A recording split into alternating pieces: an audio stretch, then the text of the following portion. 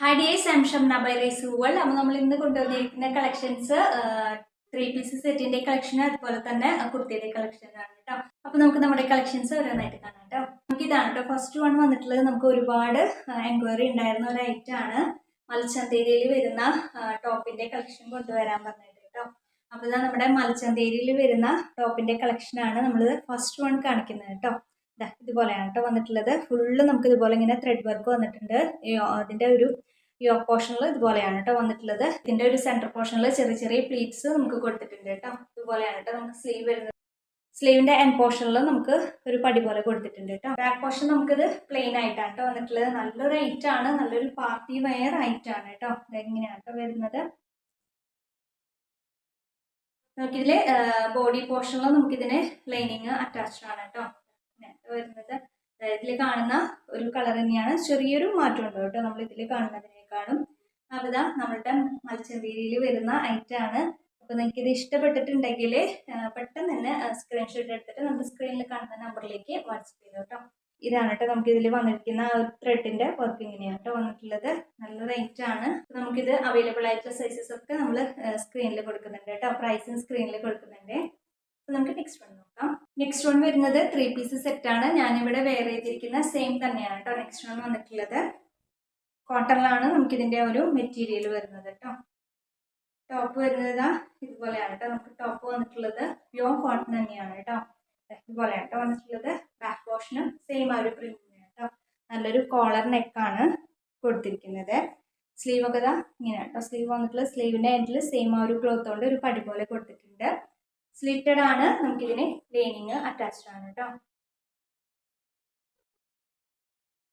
കോട്ടണിൽ വരുന്ന ലൈനിങ് തന്നെയാണ് നമുക്കിതിന് അറ്റാച്ച്ഡ് ആയിട്ടുള്ളത്.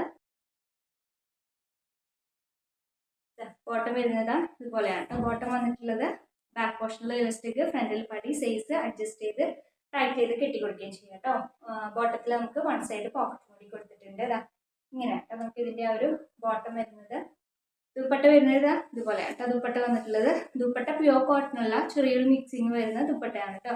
തലയിലൊക്കെ ഇട്ടാൽ നന്നായി ഒതുങ്ങി കിടക്കുന്ന ഒരു ദുപ്പട്ട തന്നെയാണ് കേട്ടോ. നല്ല നീളവും വീതിയും ഒക്കെ ഉള്ള ദുപ്പട്ടയാണ്.